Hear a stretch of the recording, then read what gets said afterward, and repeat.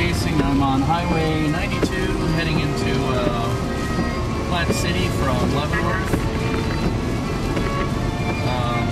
Kind of got into a bad area for cell connection, and so I've lost my radar. But I know I'm under a severe thunderstorm warning and intense lightning.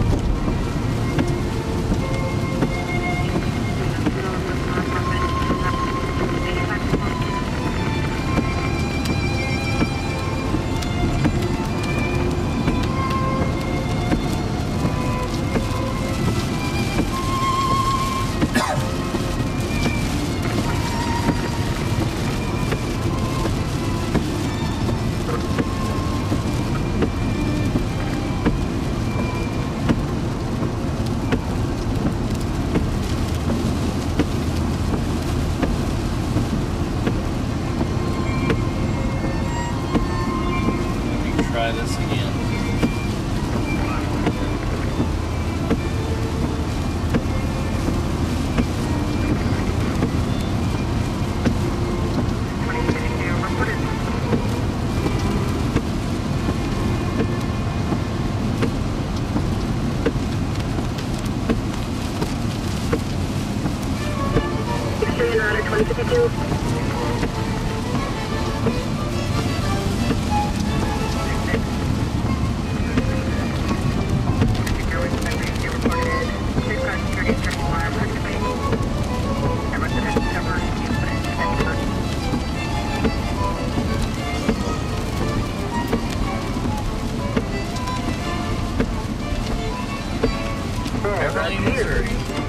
Well, I'm a-going, and I'm going to be driving to get Russell.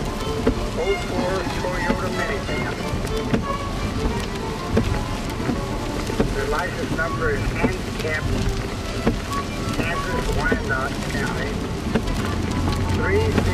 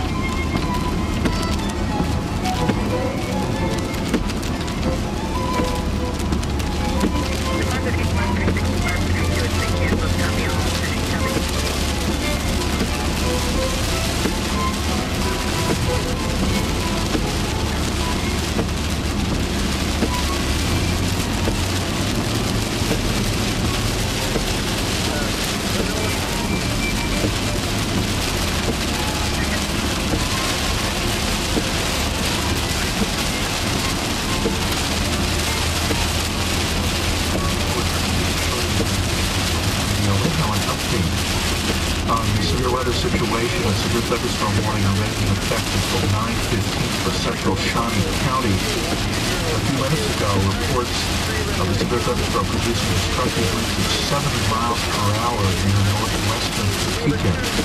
The storm moving at east to 30 miles per hour affected by the severe thunderstorm warning right now the city of Topeka, as well as Kansas Turnpike, where the mile markers 178 and 183. And I-70 between mile markers 350 and 355. The storm has a history of producing destructive winds here in central Shawnee County and in Topeka.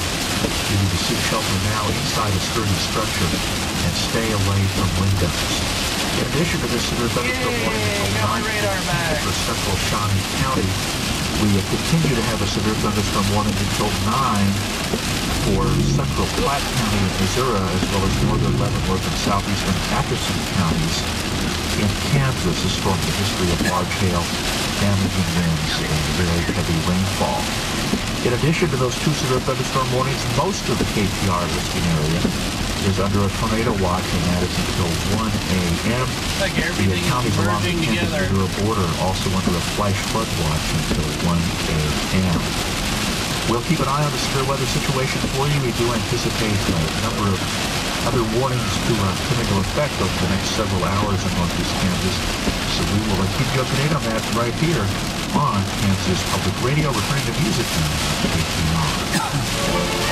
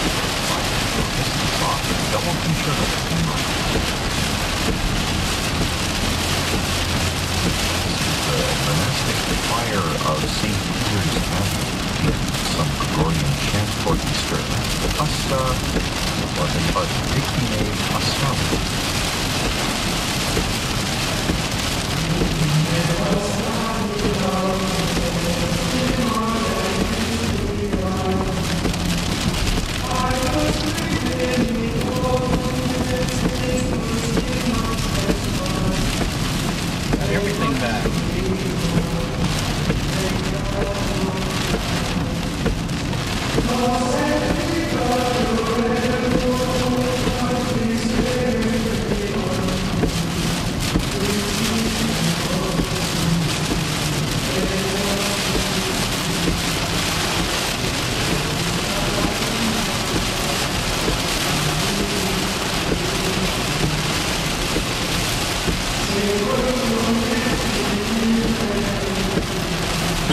We are now in Platte City, Missouri.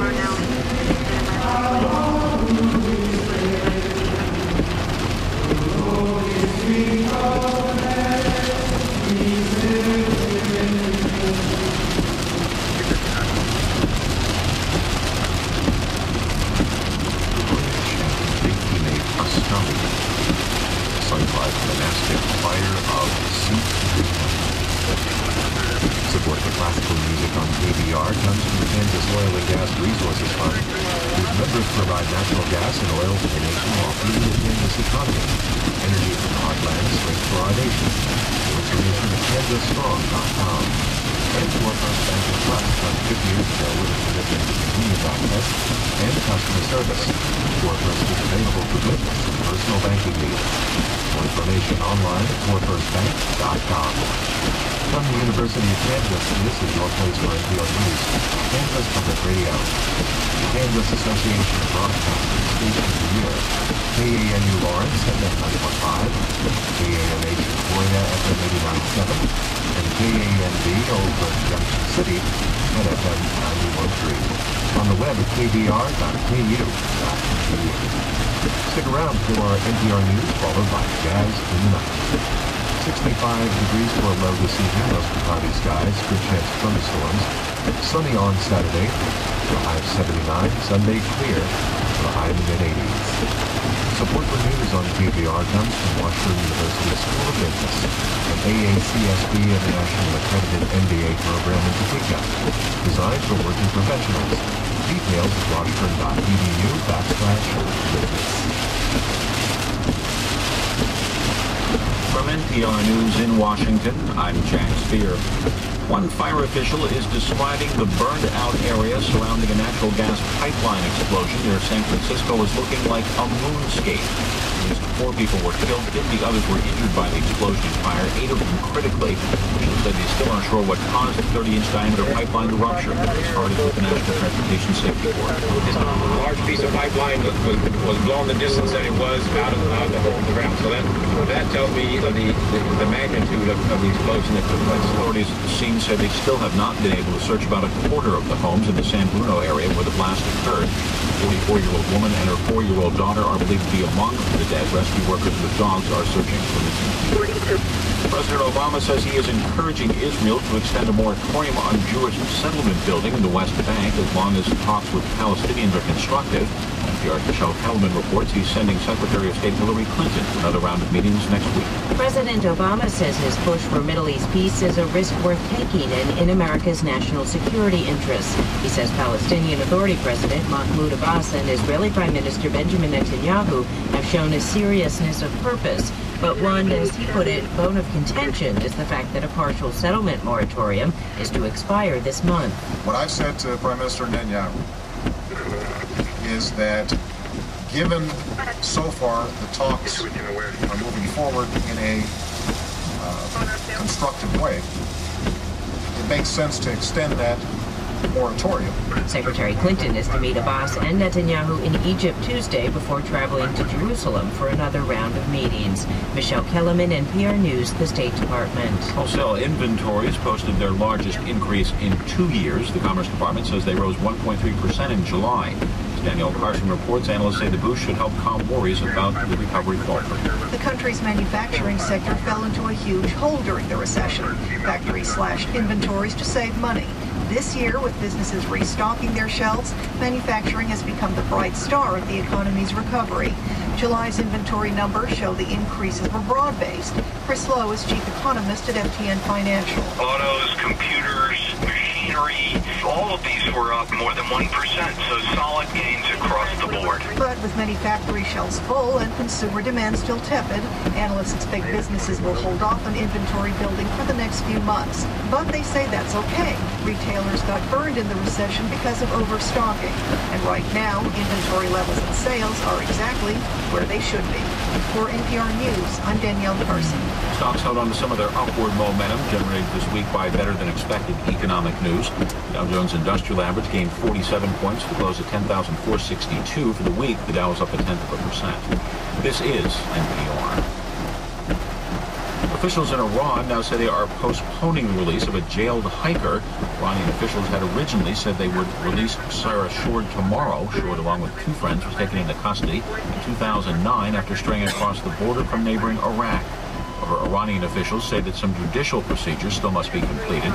Iran has maintained the 3 are spies. The U.S. State Department and relatives have said they have no other immediate information about the reports.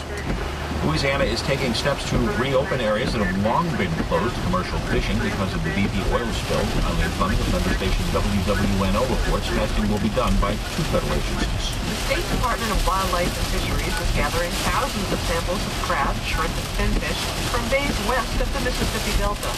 The areas had closed since earlier this summer when oil flowed in from BP's well in the Gulf of Mexico. The National Oceanic and Atmospheric Administration and the Food and Drug Administration will conduct chemical and smell testing to determine if the seafood is safe to eat.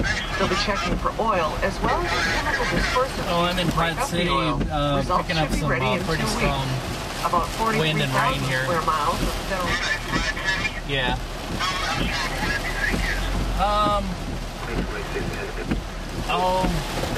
It's died down a little. It's probably down to 30, but it's been gusting pretty good and torrential rain, like you wouldn't believe, blowing sideways.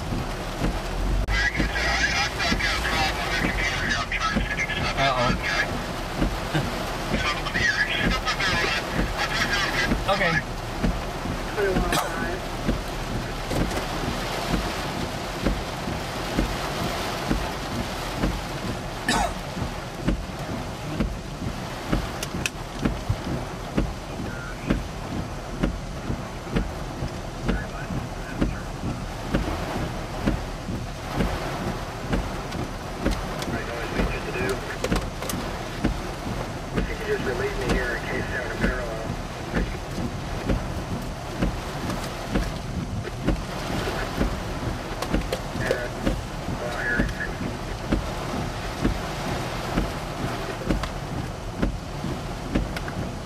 4810 North 90th Street of the Jiminy Robertson has experienced a disturbance with his brother. They are fighting. Both are intoxicated. The suspect brother is a Jason Robinson Whitmore, 39 years of age, last name wearing blue shirt and blue jeans. Cousin and yelling in the background. The police wants him removed at 2106.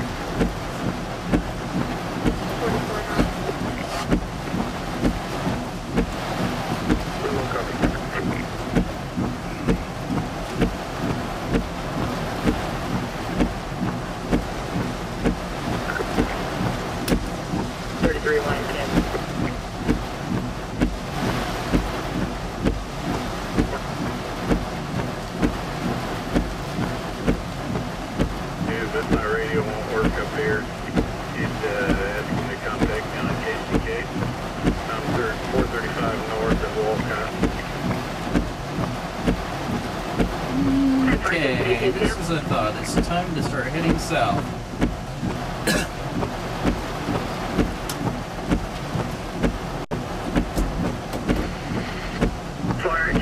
I'll stop and start this again.